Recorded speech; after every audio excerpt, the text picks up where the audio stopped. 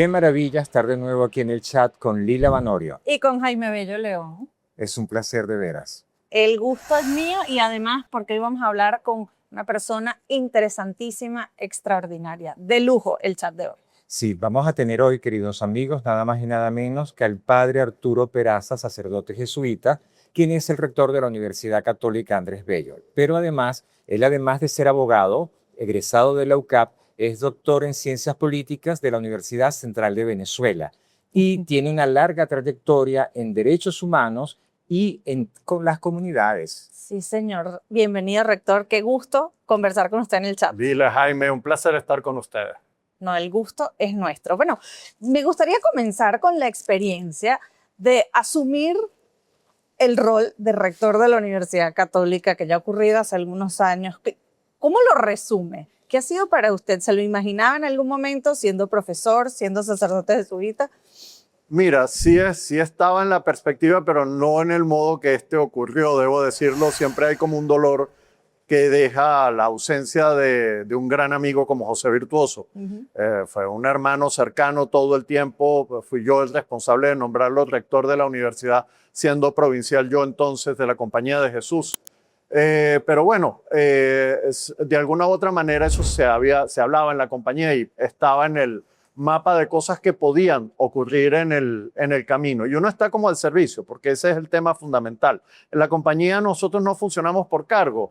La relación que acabo de contar con José, él fue mi jefe en el Centro Gumilla, yo fui su jefe después como provincial, de nuevo él volvió a ser mi jefe cuando estuvimos en el equipo juntos aquí, yo siendo vicerrector de Guayana. Bueno, la compañía es un mundo de servicio y uno lo que está al servicio de una misión que sí queremos de alguna otra forma transmitir dentro del país y a nivel global. Esa misión tiene que ver con cómo darle una buena noticia a la gente en las vidas concretas de los seres humanos que están, a los chicos en la universidad o en las comunidades donde estamos trabajando, incluso en el sistema penitenciario. Cuando yo estuve, siempre fue fuerte, nunca el sistema penitenciario, este es probablemente más duro, pero y probablemente lo es por lo que he escuchado, pero siempre ha sido un mundo duro. Y cómo transmitir esperanza, cómo transmitir una visión sin ser falso y sin engañar, porque el otro tema es transmitir esperanza falsa. No, ese no es el estilo de un jesuita. El estilo de un jesuita siempre va a ser dónde está el camino de oportunidad, la puerta que se está abriendo en este momento para que tú puedas atravesar y construir una nueva oportunidad, porque Dios siempre está abriendo una ventana, incluso en las situaciones más oscuras. Yo le quería preguntar, usted está hablando de Dios y hemos estado hablando de su currículum, que es un currículum total y completamente racional. Y usted es rector de una universidad que se caracteriza por su innovación permanente y está en los rankings internacionales, siempre mejorando, porque con los patrones que la miden, sale airosa la universidad. ¿Alguna vez usted ha tenido dudas en su fe? ¿Ha tenido dudas sobre la existencia de Dios? Sí, claro. Yo creo que eso forma parte del camino de fe, de hecho. Uno tendría que recordar al mismo Jesús en la cruz. Creo que tiene una pregunta existencial muy dura que nos llevamos todos los seres humanos.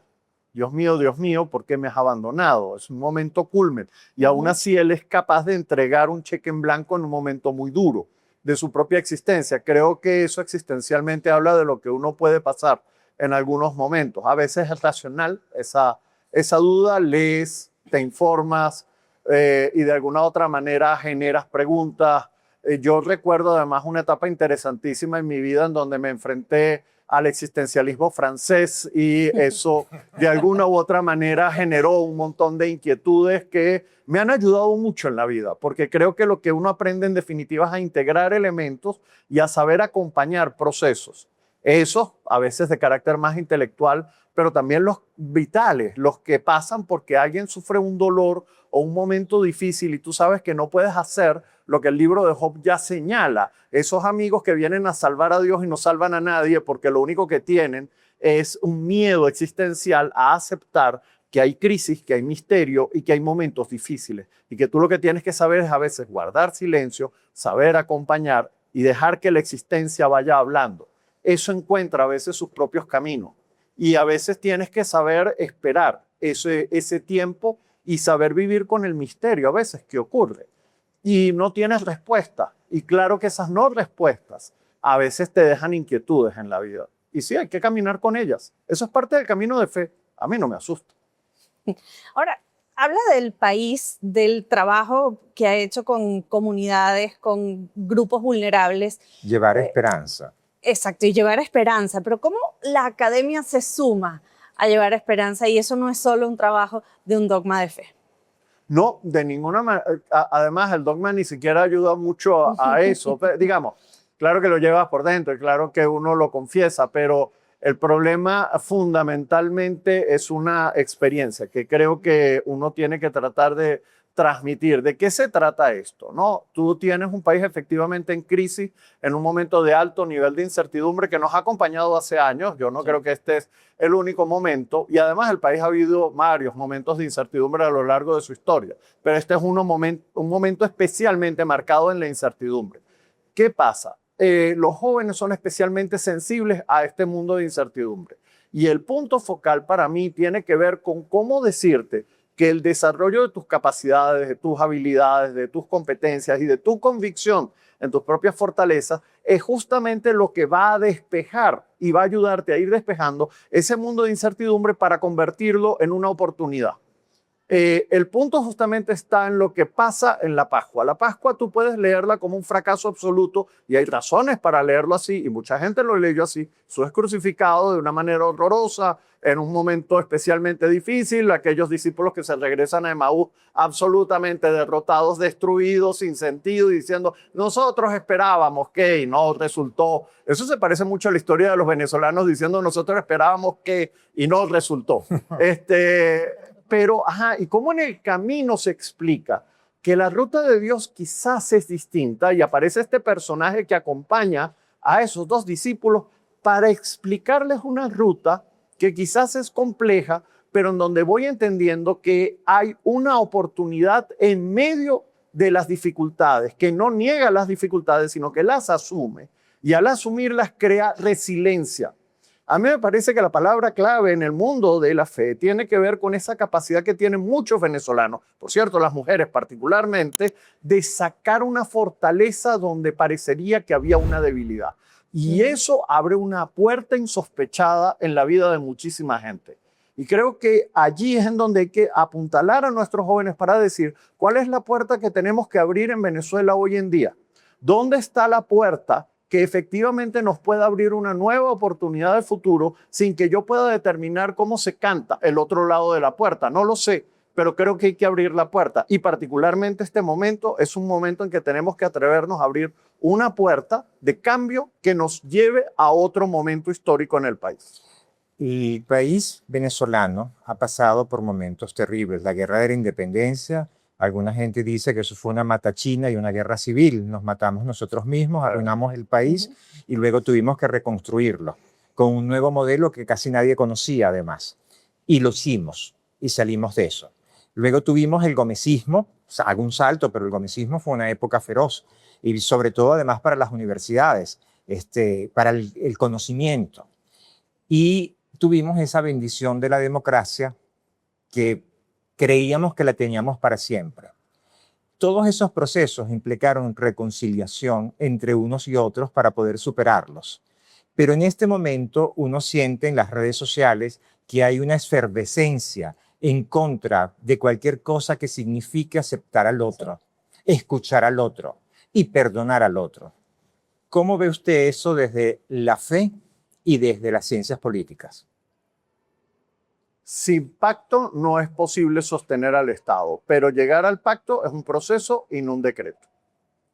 ¿Qué quiero decir yo con esto? Bueno, que hay que hacer un proceso que creo que es complejo y complicado, que no va a ser tan sencillo como que alguien decidió un día de buena voluntad de construir el pacto social que puede hacer viable el país. El país ha sufrido vía la polarización creada en algunos casos, aunque tendría algunas bases en las crisis de los años 80-90, al final del día fueron sobreexplotadas para crear una suerte de polarización que convenía a los modelos del personalismo político y que pues todavía puede continuar a la larga como modelo político. Además, uno ve a nivel global que eso puede estar pasando en otras latitudes y no solamente ha pasado en Venezuela. Aún así, yo siento que en Venezuela ese modelo, a Dios gracias, se agotó porque la gente descubrió que al final eso contrae miseria. Y está puesto en una frase del Evangelio: un reino dividido se cae.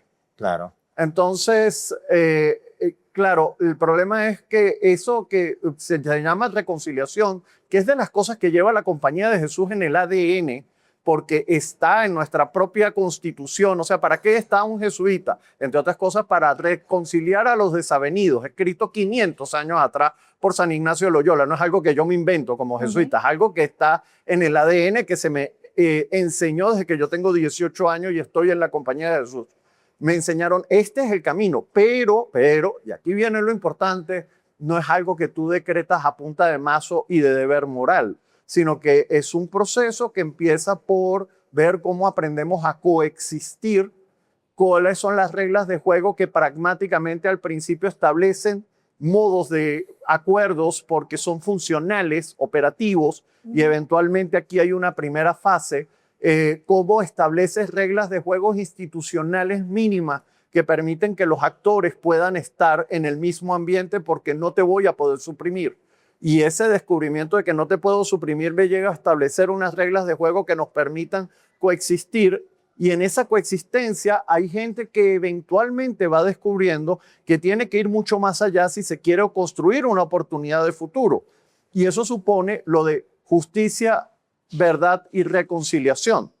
No hay sociedad que supere lo que nosotros hemos pasado si no se da la oportunidad de reconstruir la verdad de lo ocurrido, y eso es un proceso complejo que pasan varias sociedades, no seremos los primeros, podemos aprender de otros. Tenemos que reconstruir eso sobre la base de una justicia que no necesariamente es vindicativa, pero que sí hace justicia a aquellos que sufrieron situaciones de maltrato, tortura, muerte, etcétera. O sea, ha habido mucho daño en la sociedad venezolana y eso requiere reparación. Eso no puede quedar simplemente en una agencia de mera verdad, sino que hay que reparar daños.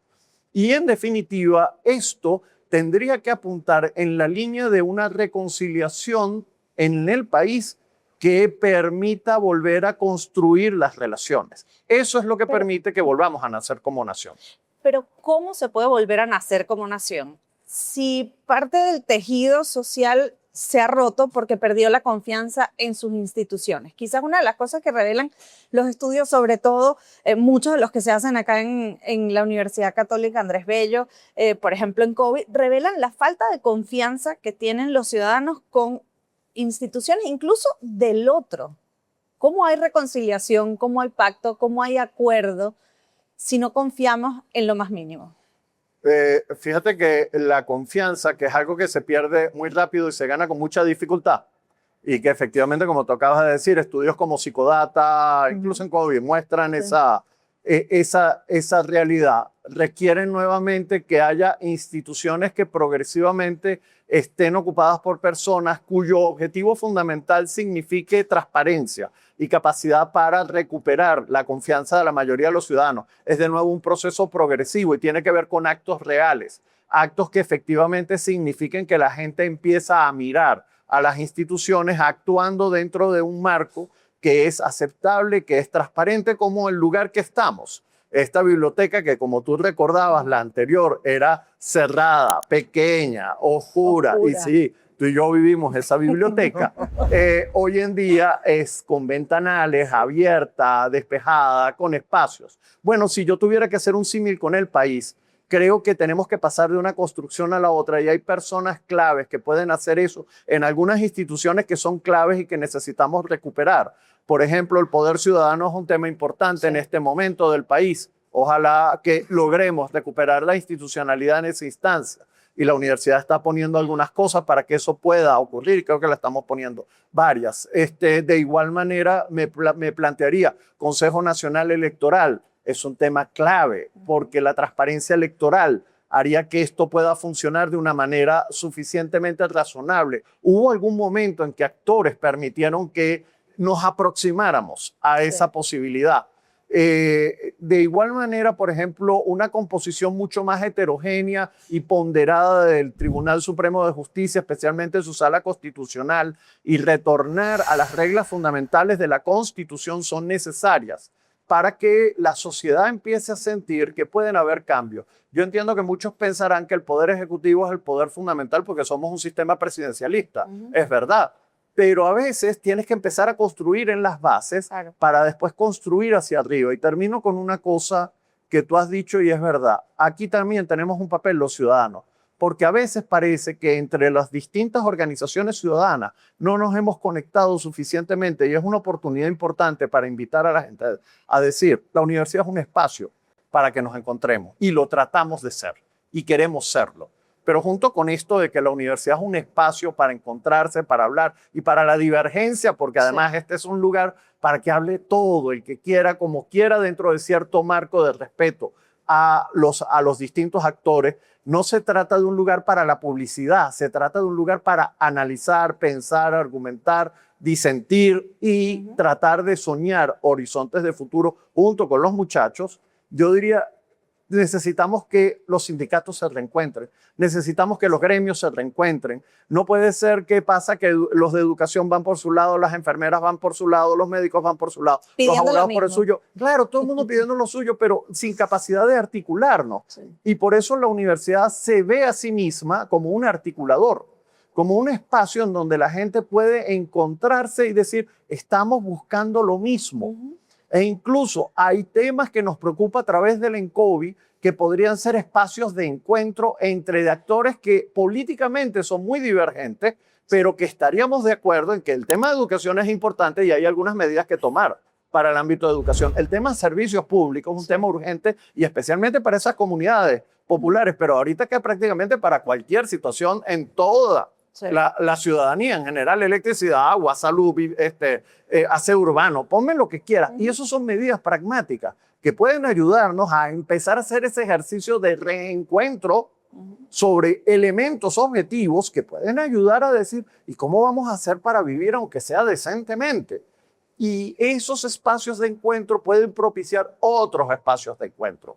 Y eso rearticula un poco progresivamente a la sociedad. Sí. La universidad quiere convertirse en eso. Cuando hacemos estudios como en COVID, no es para sacarle números a nadie, es para invitar a pensar alternativas.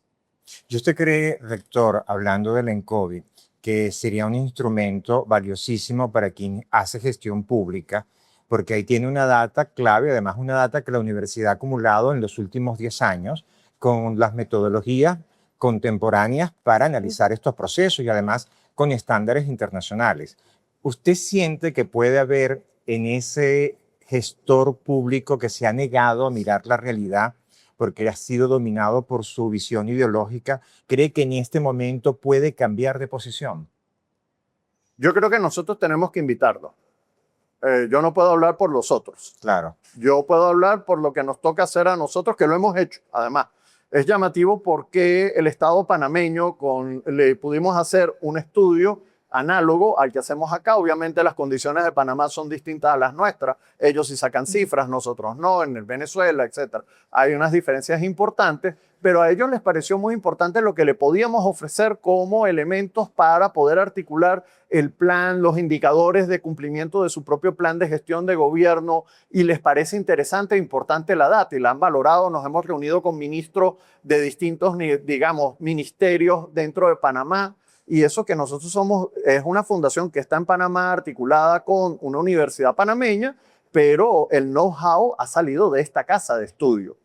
El modo del ENCOVI es fundamentalmente un modelo que creó esta universidad y que hemos ofrecido y vamos a volver a ofrecer en Centroamérica, Dios mediante, en otros espacios, y hay interés en ello. Yo diría, ojalá que nuestra propia casa nos quiera comprar, es decir, Venezuela, y no resulte lo que Jesús decía, que uno es profeta menos en su tierra. Ojalá que ese no sea el final de esta historia, sino que efectivamente esta oferta que seguimos haciendo sea un espacio para que pueda el Estado venezolano mirar elementos de gestión. Y al hablar del Estado venezolano hablo también de actores políticos que hoy en día están en la oposición, pero que en algún momento pueden también ocupar espacios de gestión. Sí. Y no estamos hablando de la última foto, como decía Jaime, sino estamos hablando de una foto continuada de 10 años que establece una estructura que nos hace ver un problema de educación, no de cuántos niños están en el año 2025 dentro del sistema escolar o no, sino qué ha pasado en 10 años.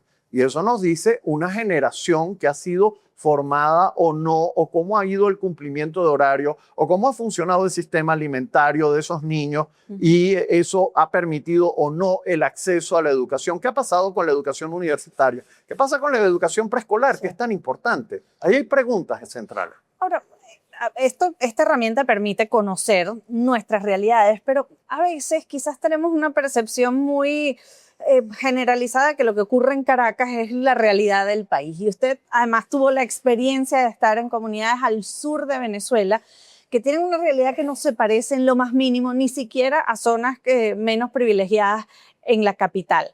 ¿Qué lectura de país le ha permitido o tiene después de recorrer desde comunidades indígenas, comunidades rurales apartadas o zonas urbanas? Mira, eso ha sido yo he tenido dos privilegios, como tú acabas de decir, en mi vida, que ha sido muy importante. La primera, en el cargo de provincial, recorrer lo que la Compañía de Jesús hace a nivel del país.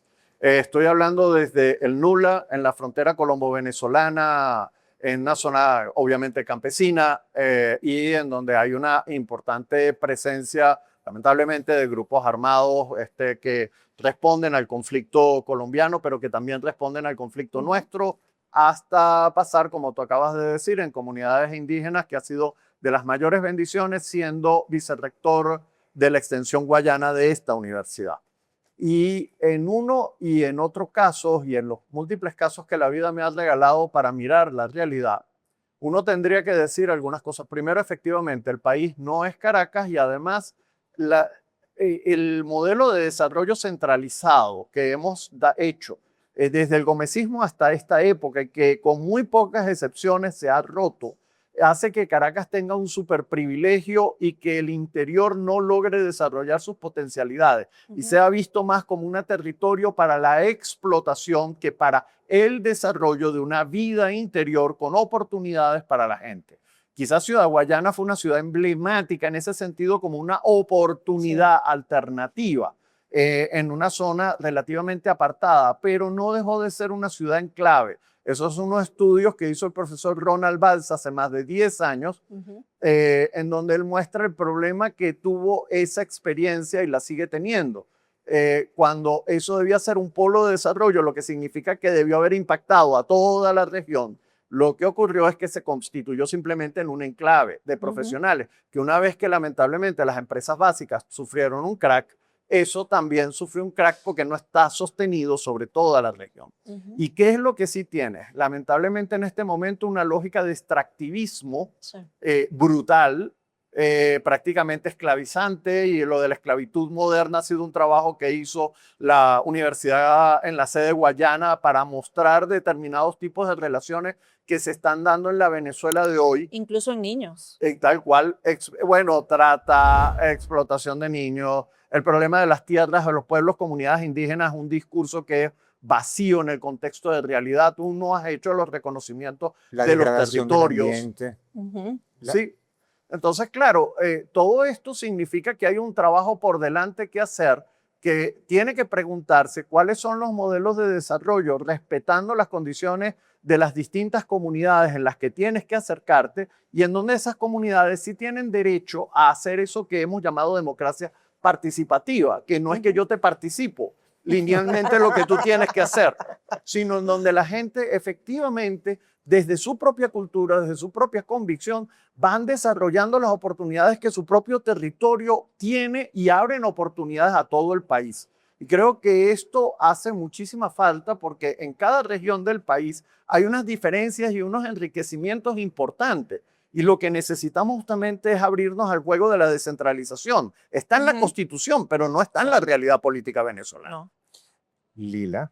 Con el Jaime. permiso del rector, vamos a hablar un momentito aquí en secreto. A ver, Nos quedan pocos minutos. Yo le quiero hacer una pregunta sobre la vida interior de la gente en nuestro mundo contemporáneo. ¿Qué le quieres preguntar tú después? bueno, yo después le quiero preguntar sobre las críticas que ha recibido en ese rol de tratar de acercar a personas que tienen posturas distintas. Ah, yo prefiero que tú le hagas esa pregunta primero para cerrar con esta otra, ¿te parece? Adelante. Vale. Ahora sí, rector.